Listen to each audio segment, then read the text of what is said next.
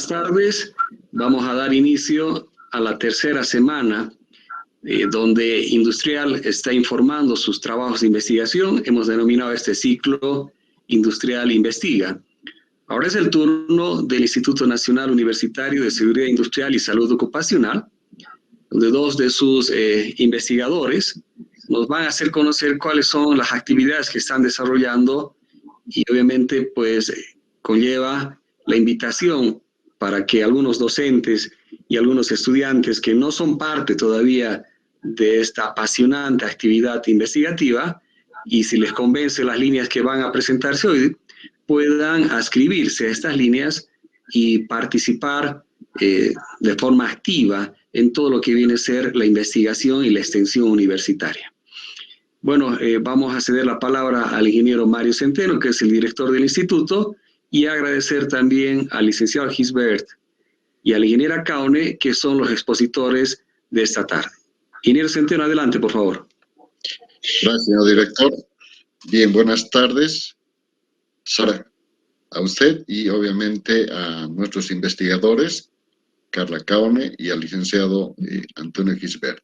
El Instituto Nacional de Investigación en Seguridad y Salud Ocupacional viene desarrollando tareas concernientes al área específica de la seguridad y salud ocupacional y tenemos, de acuerdo al Plan Estratégico Institucional, aprobado el año 2019, nuestras tareas por desarrollar y dentro de esas tareas están justamente las investigaciones que están realizando nuestros prestigiosos profesionales con los que cuenta el instituto. En esta semana denominada Industrial Investiga, pues a nosotros nos lleva un grato honor y un grato placer compartir con los jóvenes y con los profesionales a nivel local y a nivel nacional. Es por esta razón de que los temas son y están muy relacionados con las líneas de investigación que ellos cabalmente desarrollan. La ingeniera Carla Caune va a presentar su trabajo relacionado a teletrabajo y el licenciado Gisbert a normativa sobre incendios. De esta forma, siguiendo las actividades del instituto, informar a la comunidad universitaria y al público en general de que la anterior semana se han firmado los acuerdos entre la Universidad Policial y la Unidad de Bomberos que nos van a beneficiar en las actividades justamente de investigación. Es por esta razón de que a pesar de la participación de los jóvenes, también tenemos nuestro convenio firmado con el Instituto Nacional de Salud Ocupacional. Es por esta razón de que para nosotros, dentro de los pilares estratégicos que tiene la universidad, que es justamente la parte de la academia, la investigación y la interacción social, para nosotros el difundir es un hecho justamente de que nuestras investigaciones no se queden solamente en la universidad, sino de que tenemos que hacer conocer a nuestra comunidad. De tal forma de que voy a dar en primera instancia la participación a la ingeniera Carla Caune y seguidamente al licenciado Antonio Gisbert. Ingeniera Caune, usted tiene 25 minutos para realizar su presentación. Luego entraremos en una ronda de preguntas para luego ceder al licenciado Gisbert. Y una vez que concluya el licenciado Gisbert, vamos a dar un espacio para la ingeniera Tania Terán. Presentar a la ingeniera Carla Caune, que es ingeniera industrial, que tiene maestría en gestión industrial y empresarial y actualmente es estudiante del doctorado en ingeniería industrial. Mire que para nosotros es un gusto y un placer presentar. Tiene la palabra ingeniera Carla Caune. Muchas gracias, ingeniero. Buenas tardes a todos. Tal como menciona el ingeniero, soy investigadora adscrita del instituto y voy a dar un pequeño resumen del trabajo que se está realizando y que se ha realizado en el mismo. Permítanme compartir un momento, por favor. Si me pueden confirmar si se ve la pantalla, por favor. Claro que sí. Muy bien. Gracias. Bueno, voy a primero hacer una pequeña introducción del trabajo que se ha realizado en el INICISO. Tal como lo mencionó el ingeniero Mario Centeno, ha empezado desde el año 2019, es bastante nuevo, ¿no?, el instituto. Como parte del mismo, se ha trabajado en lo que es el segundo Congreso de Seguridad Industrial y Salud Ocupacional, en el cual hubieron varias ponencias, tanto nacionales como internacionales, en la cual también participé, y justamente fue con el tema del teletrabajo, que en esta oportunidad voy a resumir un poco, de la investigación.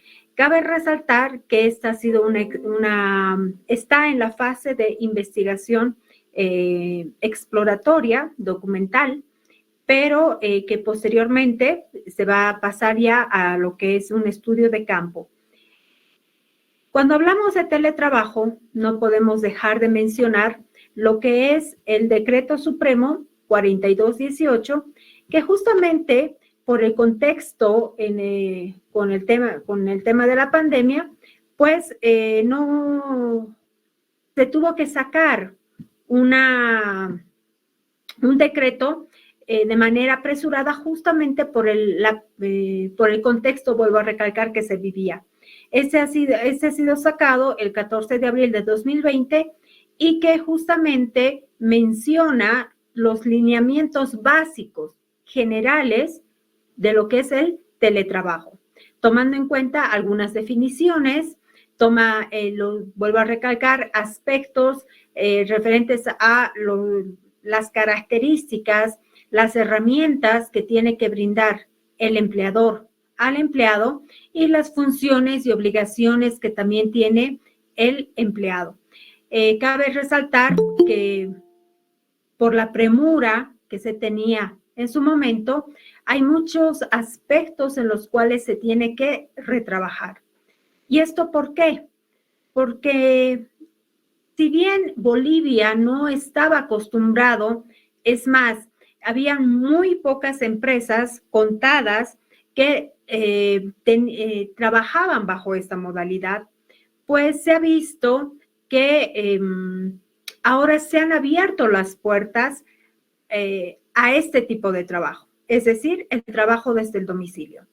Por lo tanto, se tiene que profundizar las investigaciones para poder brindar todo el respaldo, obviamente desde el punto de vista de seguridad, a esta modalidad de trabajo.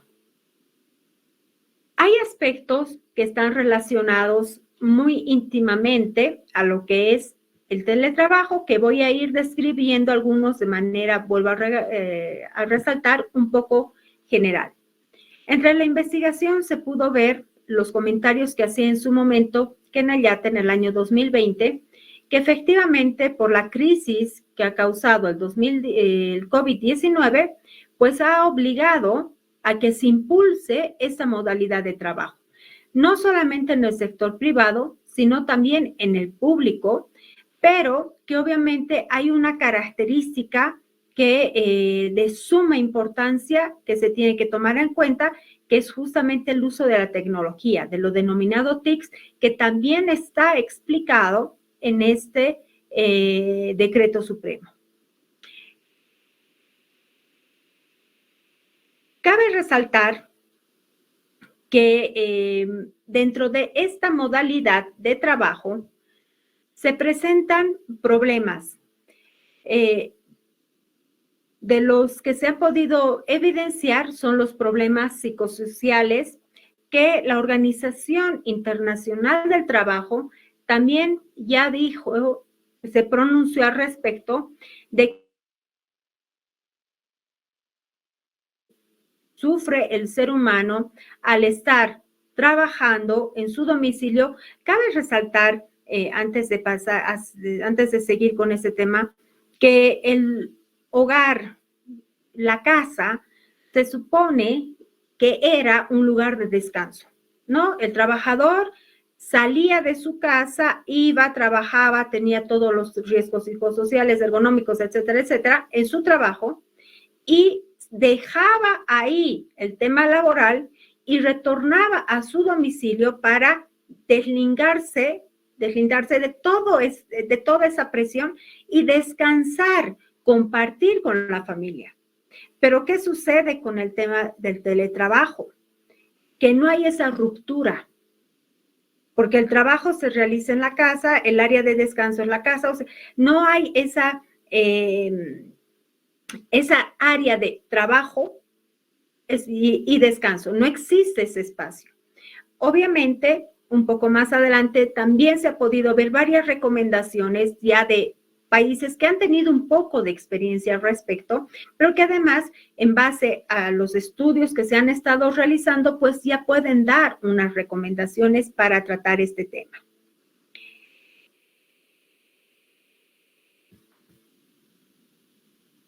Aparte del tema del aislamiento, no nos olvidemos que el ser humano es un ser social. Necesita ese relacionamiento con otras personas. Y en base a estudios relacionados a los riesgos psicosociales, especificaban de que el ser humano para relajarse es necesario que conviva con otras personas, que tenga ese relacionamiento social, que no se encierre en las cuatro paredes. Entonces, aparte del tema laboral, ahora con el teletrabajo, se presenta ese problema de estar solo en la casa, entre comillas. Puede estar otras personas de la familia, pero no hay ese relacionamiento con otro entorno, con otros seres humanos que denotan que esa comunicación, esta conversación, hacen que baje el estrés laboral. Aparte del aislamiento, también se puede mencionar que han surgido problemas del índole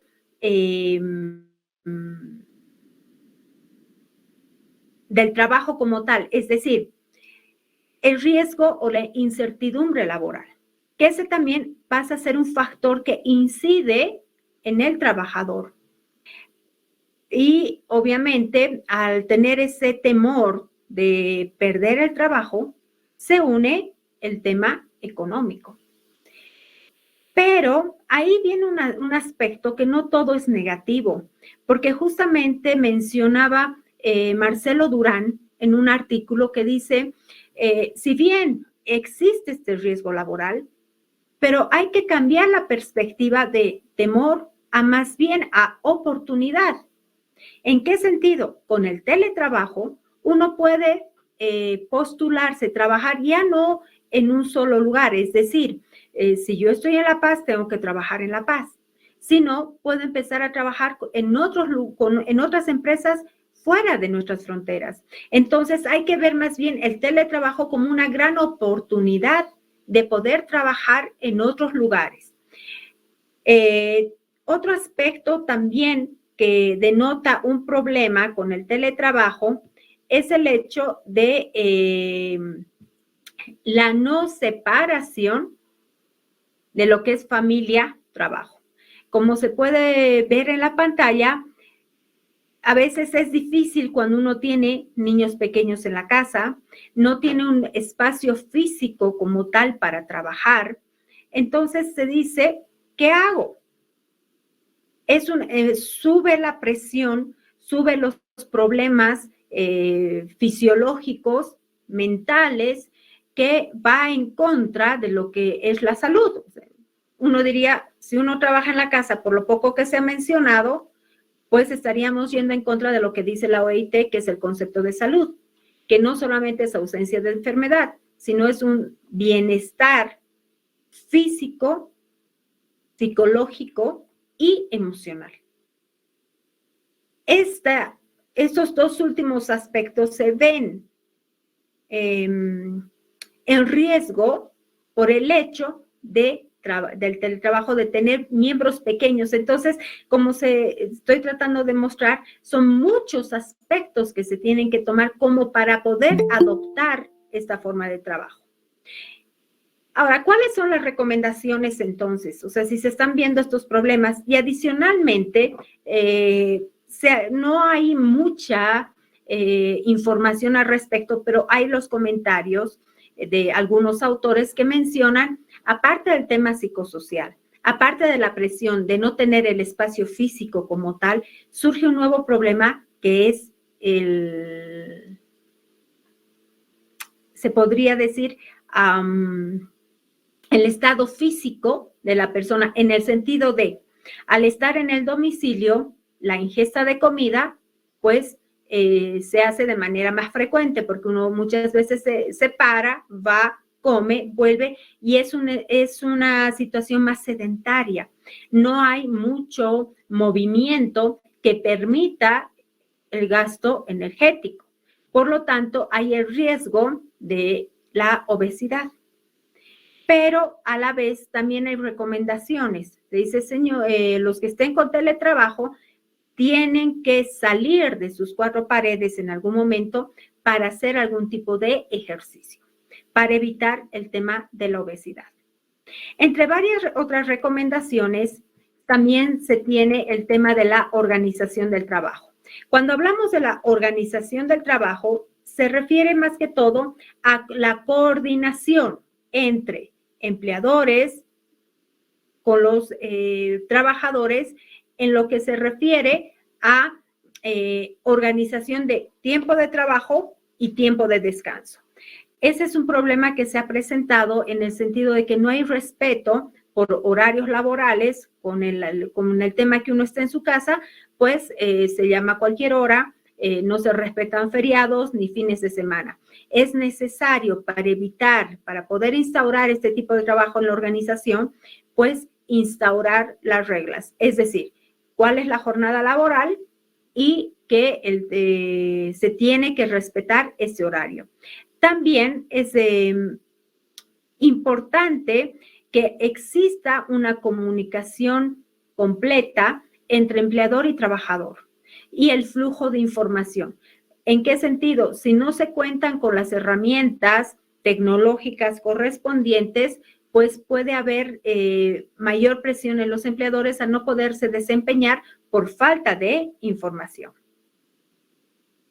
En lo que se refiere a las recomendaciones para la comunicación e información de los trabajadores, como se puede ver en la imagen, es conveniente el hecho de compartir, de hacer videollamadas, pero con imágenes, no solamente el tema del teléfono, sino que más bien exista ese relacionamiento, que por lo menos se puedan ver entre empleadores, trabajadores y entre los trabajadores también, para que ese tema mencionado anteriormente de los riesgos psicosociales, pues al por lo menos ver mediante la pantalla, compartir, pues eso también hace que baje un poco esa tensión de verse solo, de estar todo el rato solo trabajando.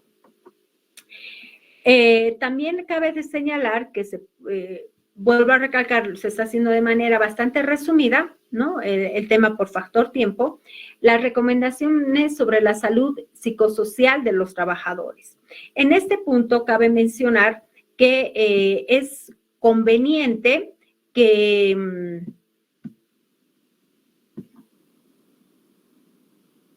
los trabajadores puedan armar entre ellos todo lo que son reuniones virtuales. Ahora, ¿por qué estamos yendo a esto? Actualmente ha bajado un poco la pandemia, la gente ha empezado a salir, pero cuando se trabaja con teletrabajo es muy difícil no desequilibrar este relacionamiento. Entonces, si por algún momento, por alguna situación no se pudiera salir, si volviera en todo el tema de la pandemia, pues se puede armar, como se ve en la figura, reuniones, compartir de manera virtual con los otros trabajadores. Porque, como mencioné hace un momento, puede ser que uno esté trabajando de manera virtual con otro país. Entonces, es difícil salir y compartir con ese grupo de amigos, con ese segmento de la empresa. Por eso se recomienda también esto.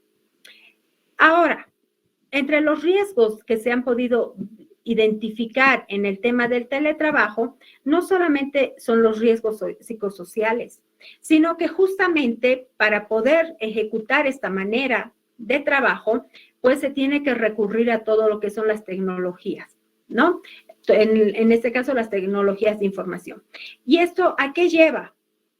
A que justamente surjan problemas desde la perspectiva o desde el punto de vista de lo que es la ergonomía.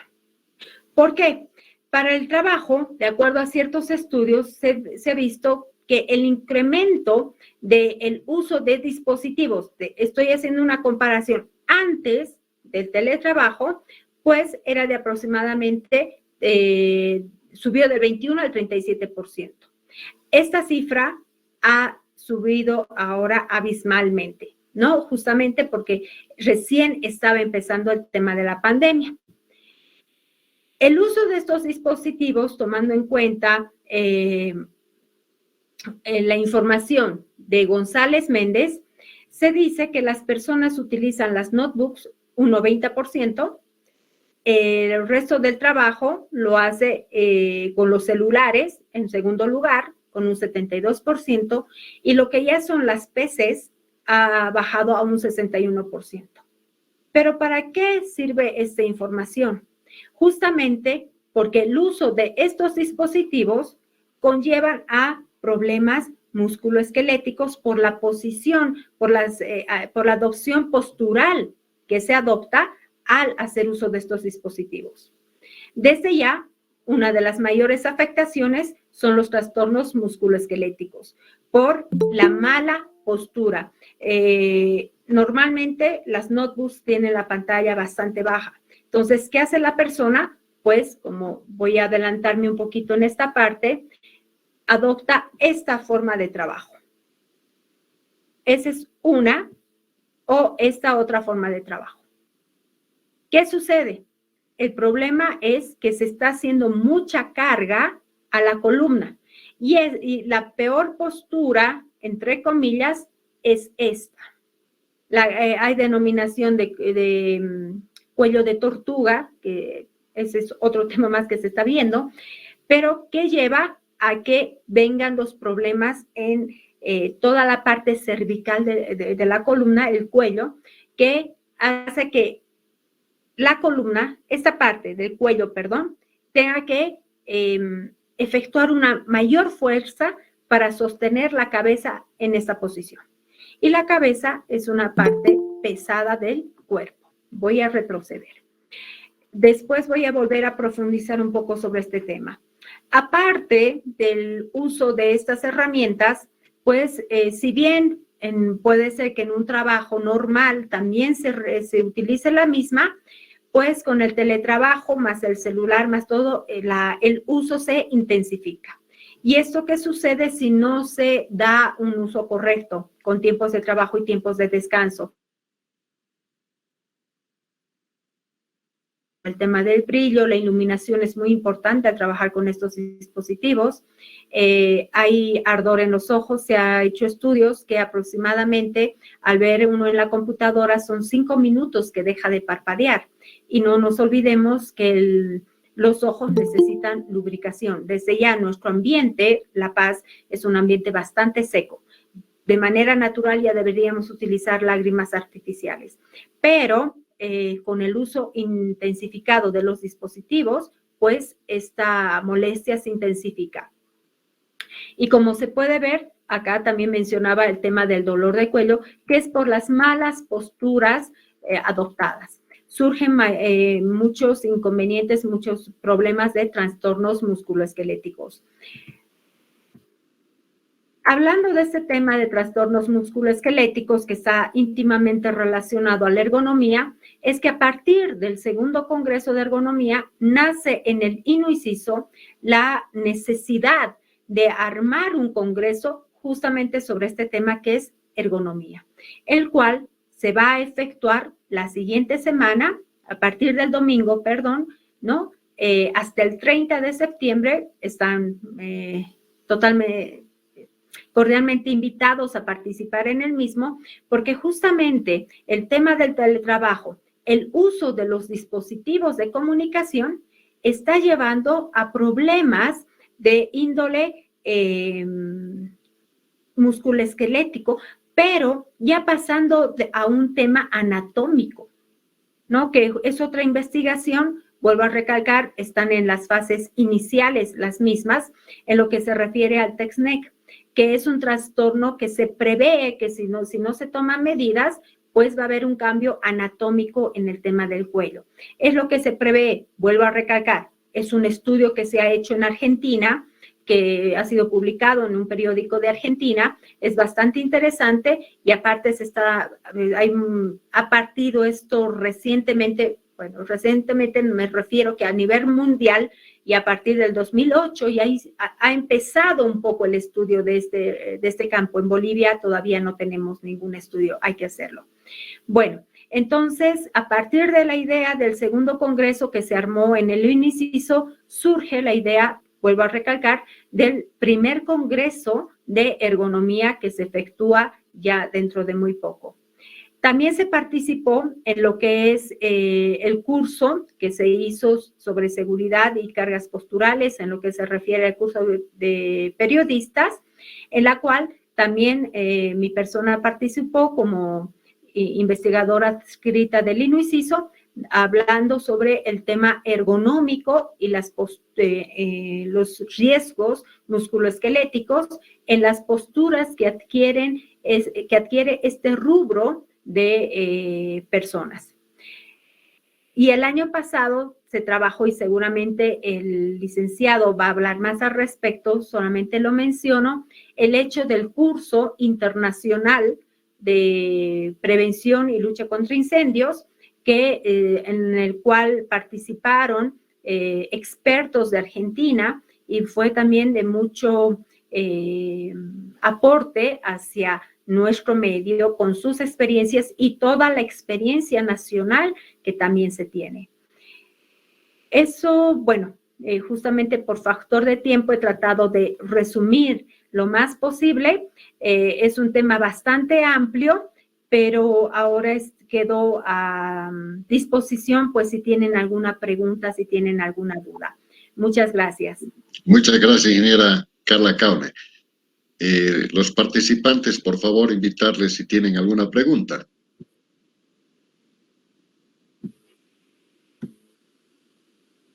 Agradecerle, ingeniera Carla Cauna, por su exposición y vamos a ceder la palabra al licenciado Antonio Gisbert. Muchísimas gracias, ingeniera Carla Cauna, por su participación en mostrar las tareas que realiza el INICISO referente a los temas de teletrabajo. Muchísimas gracias.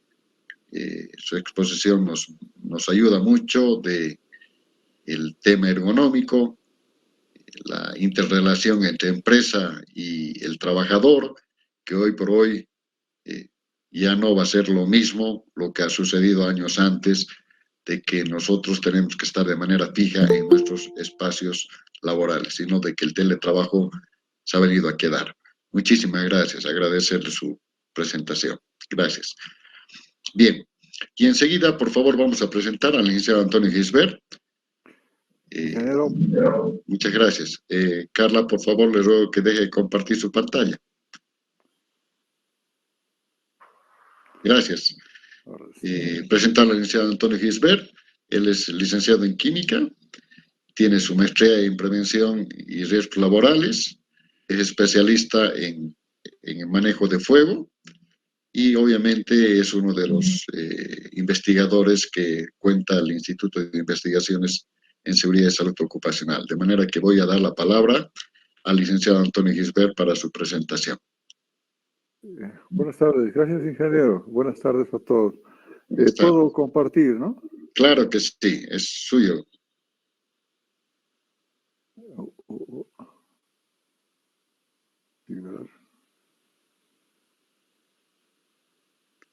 En la parte inferior ahí está un cuadrito verde y dice compartir pantalla. Sí, no tengo ese comando, ingeniero.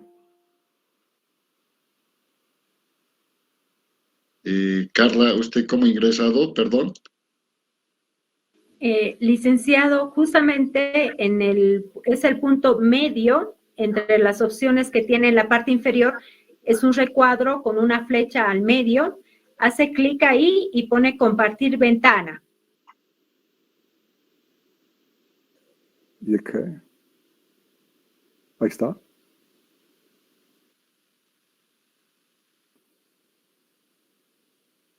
Gracias, Carla. Gracias, Carla. Ahora sí. Un gusto. Muchas gracias, ingeniera. Bueno, empezamos. Por favor. Gracias, ingeniera. El sistema de prevención y protección contra incendios es algo novedoso en nuestro país porque el sistema de legislación aparece en el 2013 con la Ley de Bomberos 449 y se reglamenta el 2016 con el Decreto Supremo 2995 y el 2021 recién se realiza una disposición técnica. Pero del contexto de lo que implica los trabajos que se realizan y los aspectos de importancia que suscitan en el inciso, los convenios que se han firmado con bomberos y la Universidad Unipol de la policía han generado y van a generar un aspecto importantísimo para la formación, la capacitación o la tecnificación en el área de incendios. Tal vez como aspecto inherente en Costa Rica, por ejemplo, sucede de que su norma específica de incendios, solamente los ingenieros industriales tienen la posibilidad de asesorar, de hacer todo lo que implica el quehacer en incendios. Y surgen algunos temas de controversia con otras ingenierías en este país. En nuestro país es un poco más abierto al aspecto. En ese contexto, esta norma, que tiene una relación intrínseca con lo que es seguridad e higiene industrial, y está ahí ventilación, condiciones térmicas, la presión del lugar donde se puede suscitar una medida preventiva o protectiva contra incendios, está la iluminación, el sistema eléctrico, el mantenimiento preventivo y la parte de higiene ocupacional, los riesgos químicos. Una transversalización de conceptos y conocimientos que debe generar en los profesionales y fundamentalmente en la carrera de ingeniería industrial un conocimiento cabal de la secuencia en lo que se refiere al concepto, la relación de la protección al trabajador y la relación con lo que significa la prevención y protección contra incendios. Todos los acápites inherentes en especialidades y subespecialidades que se manejan en seguridad e higiene ocupacional están relacionados a incendios. En ese contexto, la ley inicialmente en un marco general de 1979, 16998, Ley General de Higiene y Seguridad Ocupacional, del artículo 89 al 102, establece una serie de parámetros globales, generales, pero sucede que con esta ley, por su característica antigua, aparece la nueva ley, que es la 449, y establece en el artículo 5 y 3 específicamente de la ley que la supervisión, fiscalización y control y certificación del cumplimiento sobre seguridad ocupacional en sistemas de prevención y protección contra incendios en entidades privadas o públicas está a cargo de la Dirección Nacional de Bomberos, el artículo 5 en el parágrafo 13. ¿Qué implica esto? De que esta ley y su decreto supremo establecen de que el aspecto de coordinación interinstitucional entre bomberos y Ministerio de Trabajo tiene que ser tan estrecha porque el Ministerio de Trabajo ya no tiene tuición en el aspecto de fiscalización, es decir, en el sistema de inspectoría. Lo único que tiene que pedir el Ministerio de Trabajo en la actualidad es un certificado tal como dice la norma y controlar ello. Y es más, la norma tiene un contexto más de delegación de sanciones, es decir, si los inspectores de bomberos determinan de que hay incumplimiento a la declaración jurada de lo que es las medidas de prevención y protección contra incendios en incendios, el Ministerio de Trabajo lo único que tiene que hacer es sancionar en base al informe de bomberos. El aspecto sancionatorio de fiscalización a lo que se refiere al cumplimiento de los parámetros técnicos, efectivamente va a tener que llevar la entidad correspondiente. Y en el caso de que no fueran industrias o no fueran áreas ocupacionales o fueran actividades de la sociedad en conjunto, que es lugares de reunión, centros hospitalarios, actividades fuera del marco ocupacional, tienen las ETAs, las autoridades territoriales, como son los gobiernos autónomos municipales, quienes sancionan en función a el informe o al cumplimiento que otorga la Dirección Nacional de Bomberos. En ese contexto, ya el artículo 5 en el 13 y en el 14 establece lo que les indico. Hay una integralidad de acciones de esta norma. Entonces, la formación en lo que se refiere a la exigencia de lo que implica la norma va a generar la inquietud y lo que se plantea como una de las tareas de investigación, comenzar a formar capacidades en los estudiantes y en los profesionales, de tal manera que capacidades específicas, como ser sistemas de detección y alarma, sistemas de extinción, investigación de incendios, gestión de incendios. Hablamos de todo el contexto de lo que pueda generar la exigencia de la norma, tal como se ve en el desarrollo. En sí, ya las características de fiscalización y control es jurisdiccional, o sea, en los 9 departamentos a través de las direcciones departamentales de bomberos. La Dirección Nacional tiene una característica de supervisión hacia las direcciones nacionales en el anterior artículo, pero mientras que las direcciones departamentales tienen una característica de independencia en la acción en función a la normativa vigente, de fiscalizar, controlar y certificar el cumplimiento del SIPSI, tanto en el área ocupacional o en inmuebles públicos, privados o espectáculos públicos, independientemente del uso que estén destinados. En ese contexto, ya vamos viendo en un resumen de la normativa vigente, que es el decreto ley 16998, Ley General de Seguridad y Higiene Ocupacional. No existe un divorcio, existe una coordinación de acción en lo que refiere a la parte punitiva o de sanción, con la ley 449, el decreto supremo 2995 y la resolución ministerial 047/21. El Ministerio de Trabajo, a través de sus acciones como infracción social en el área ocupacional, sancionará en función al informe y a la certificación de bomberos, así como las autoridades territoriales, como son los gobiernos municipales. La coordinación tiene que ser tan estrecha para que el cumplimiento sea coordinado, de tal manera de que en sí existe, podríamos decir, limitaciones de acción. Mucho cuidado con un tema. Sucede de que el Ministerio de Trabajo actualmente sigue haciendo inspecciones en relación a incendios. No le compete, porque ahí está el artículo 122 de la Constitución Política, 124 de la Constitución Política del Estado, que es usurpación de funciones. Lo que le queda en este momento a ambas instituciones es la coordinación estrecha del cumplimiento de la normativa vigente. El sistema de prevención y protección contra incendios ya en la ley establece la certificación SIPSI, es decir, a través de procedimiento establecido que está en la resolución ministerial 047/21, cómo se va a certificar. Pero el SIPSI en sí, en su conjunto de acciones, va a exigir medidas activas o pasivas, es decir, ahí es donde el especialista o el que tiene formación en incendios, que la norma exige que tenga una carrera afín a incendios, más su curso de especialidad, tiene que otorgar todo lo que es referente al asesoramiento de medidas activas o pasivas. En ese contexto, hablamos, por ejemplo, del capítulo 2 del servicio de hidrantes, son medidas activas. Las medidas pasivas se refiere a estructuras, paredes, puertas, ventanas, todo lo estructural que está relacionado a lo que es la norma de la construcción.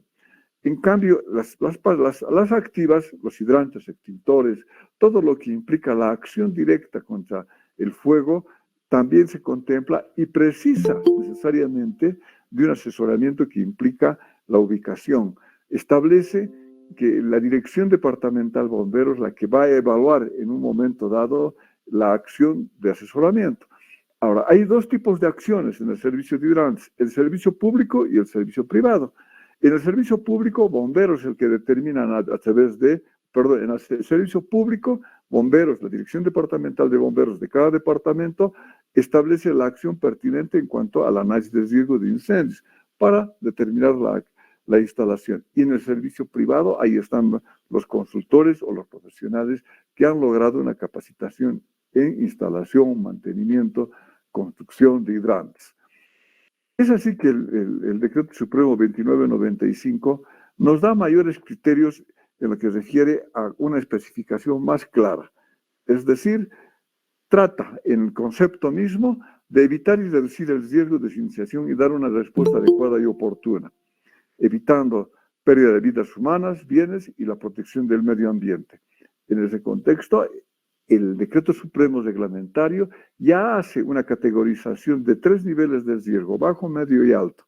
Lo más interesante de lo que implica este Decreto Supremo en el artículo 19 exige de que el nivel de riesgo se debe medir a través del tipo de infraestructura, el material utilizado y almacenado en la infraestructura y el tipo de carga de fuego.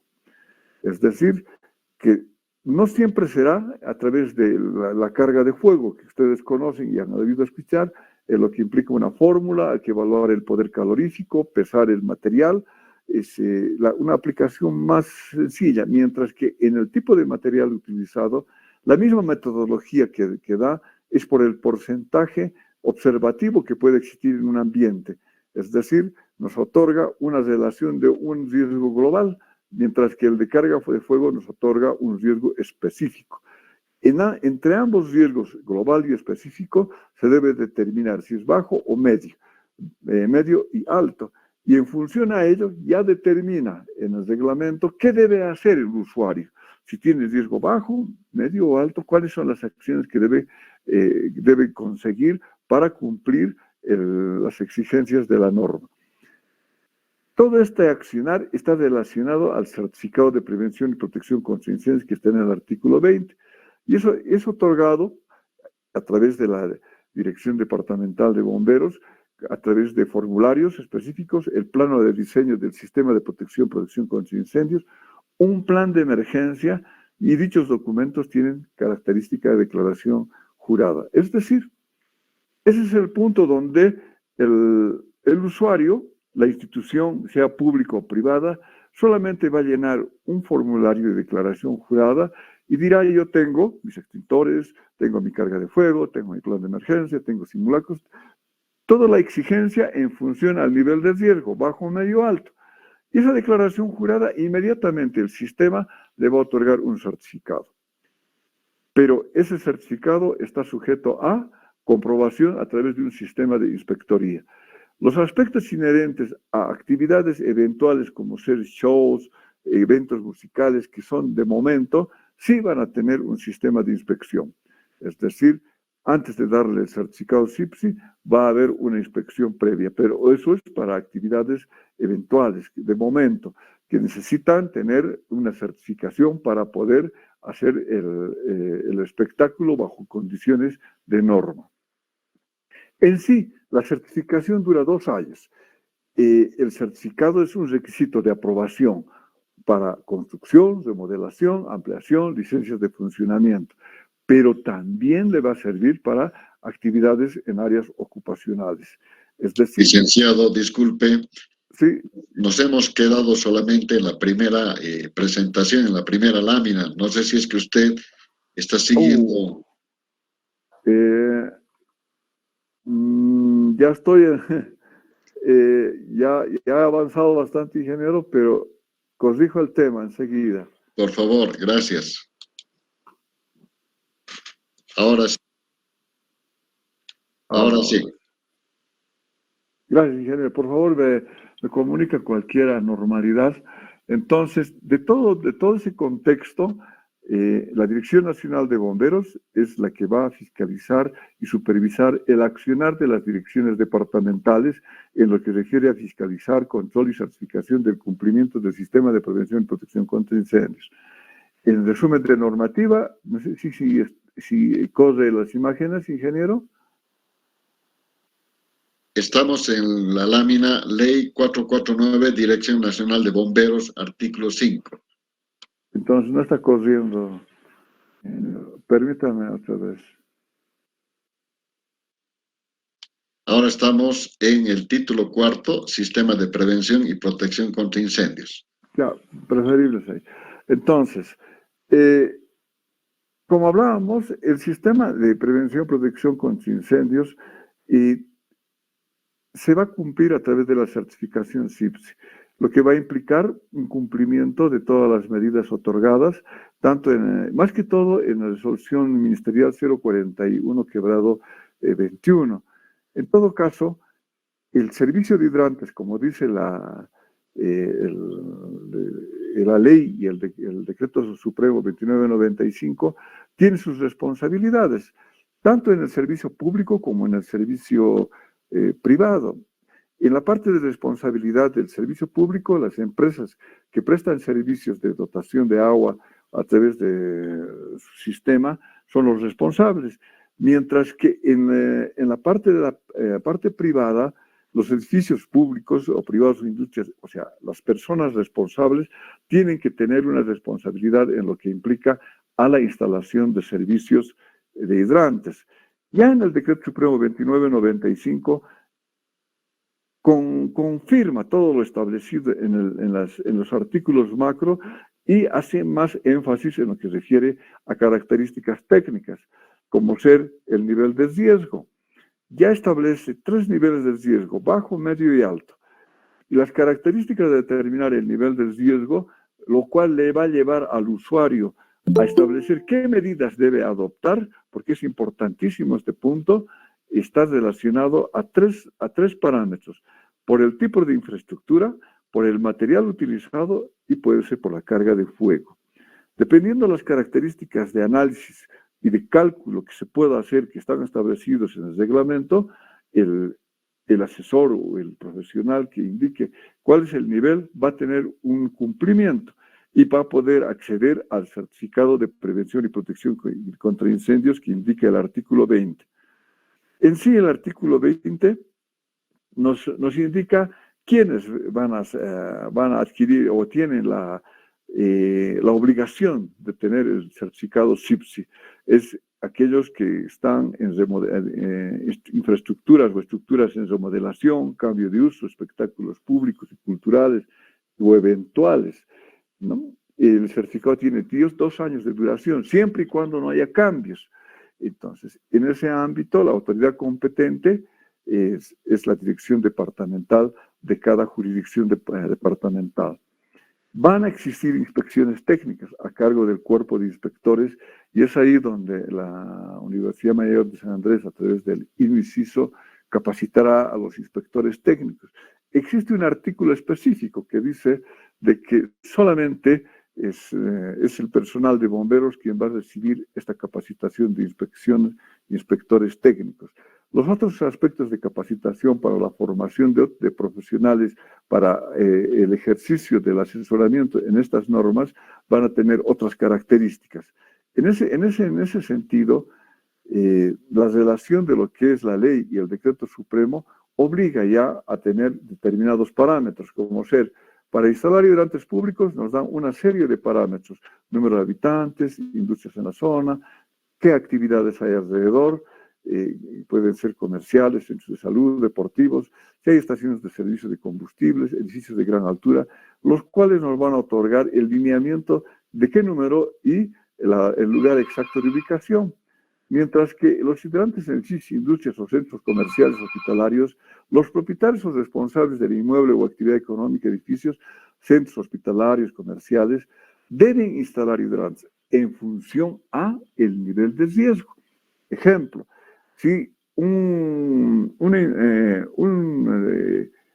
estación de servicio de distribución de gasolina o gas natural, que es actividad privada, tiene la obligación de instalar un hidrante porque el riesgo es alto.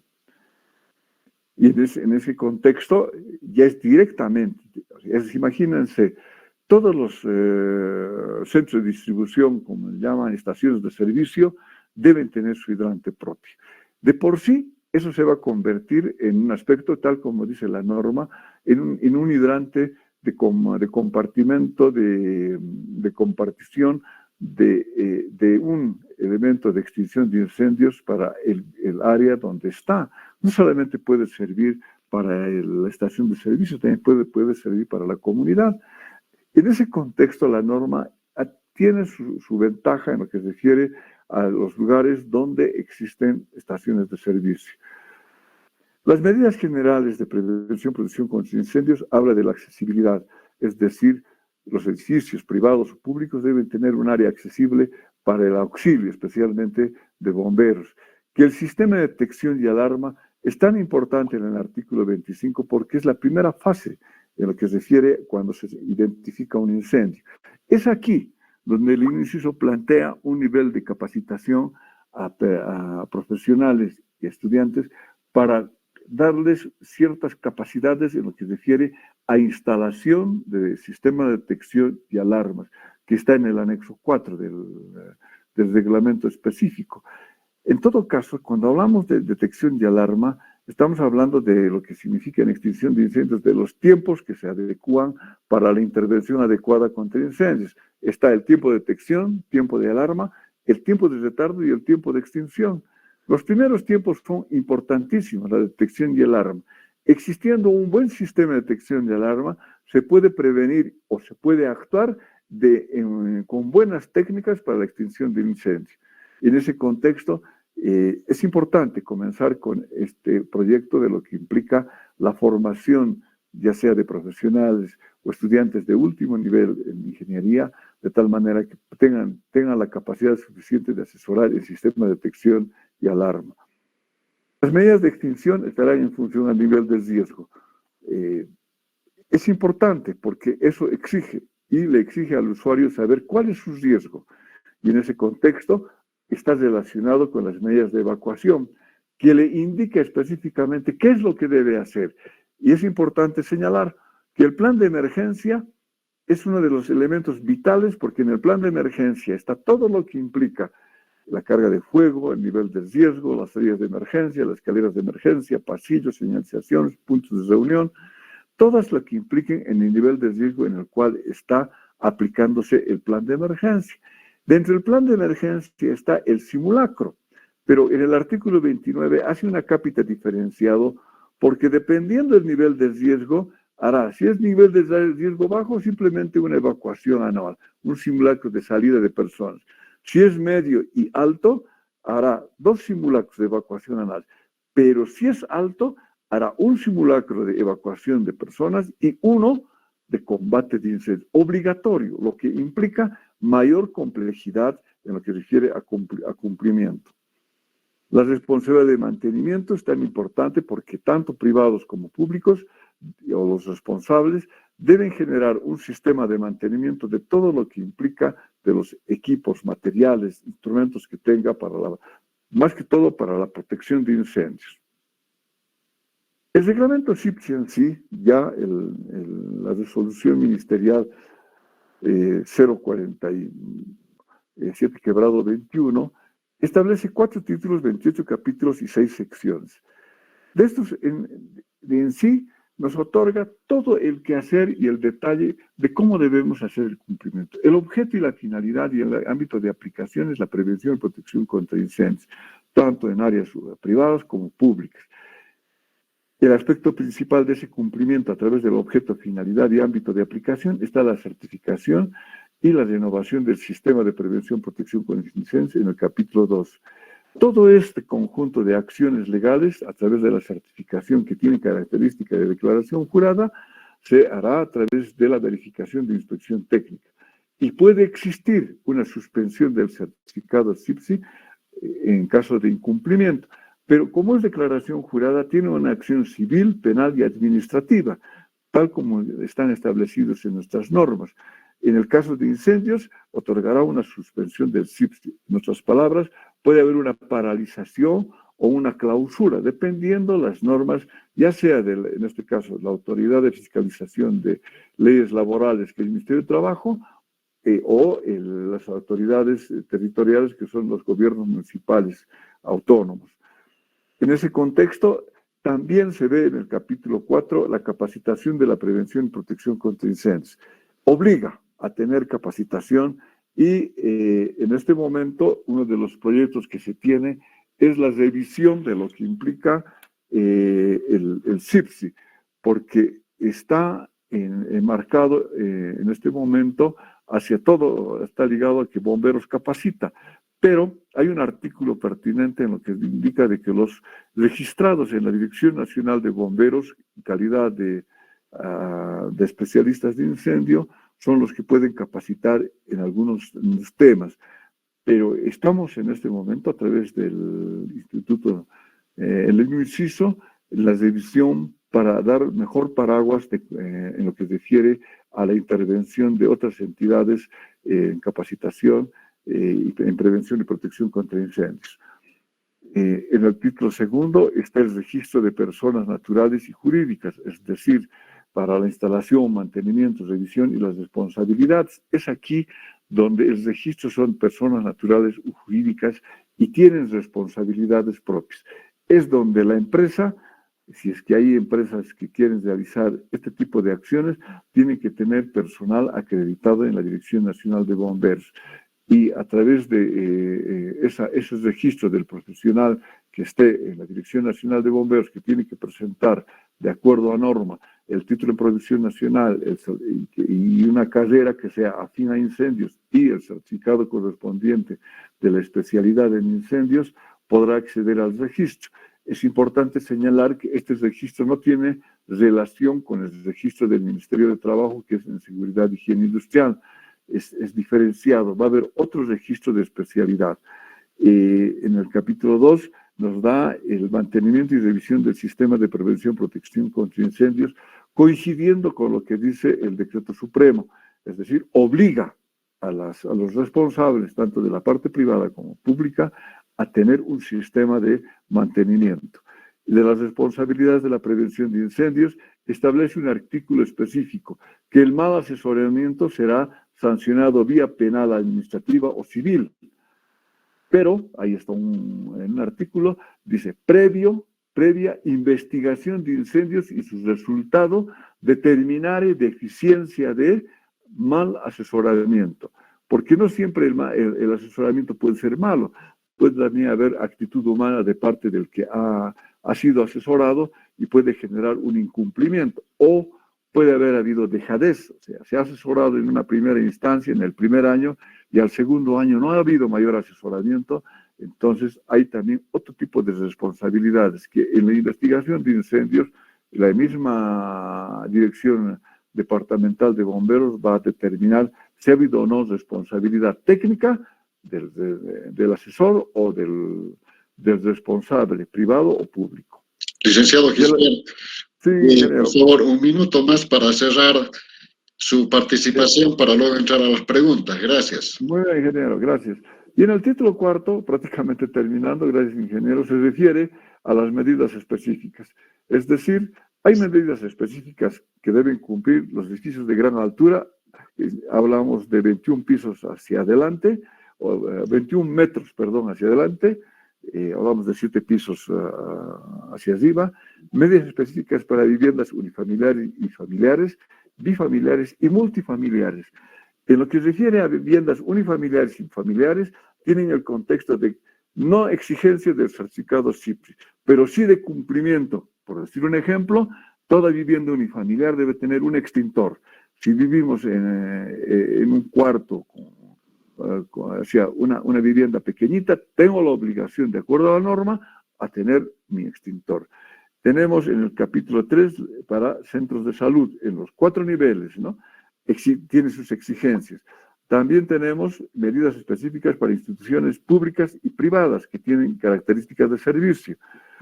Para centros educativos y culturales, puede haber para espectáculos públicos y culturales, medidas específicas para centros de diversión y reunión, medidas específicas para centros comerciales, para centros de hospedaje, hoteles, alojamientos, medidas específicas para garajes, talleres de reparación, automotores, transporte y otros similares, medidas específicas para almacenamiento, almacenes específicamente, medidas específicas para industria o instalaciones productivos y medidas específicas para extintores en vehículos automotores.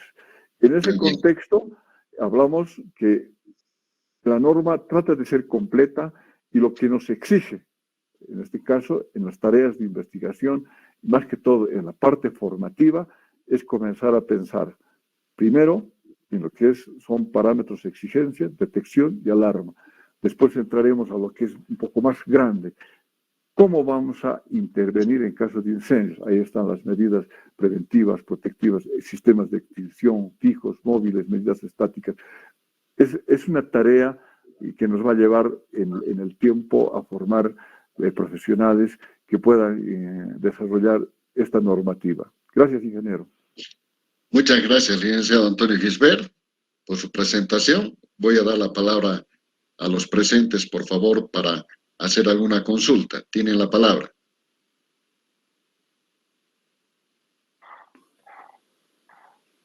Bueno, licenciado Antonio Gisbert, agradecer su presentación como investigador del INUICISO. Esta es una labor que estamos participando todos los investigadores del INUICISO en el acompañamiento de la modificación del reglamento del CIPSI. Agradecer nuevamente al licenciado Antonio Gisbert, a la ingeniera Carla Caune por su participación a nombre de nuestro querido instituto. Con eso hemos terminado, señor director.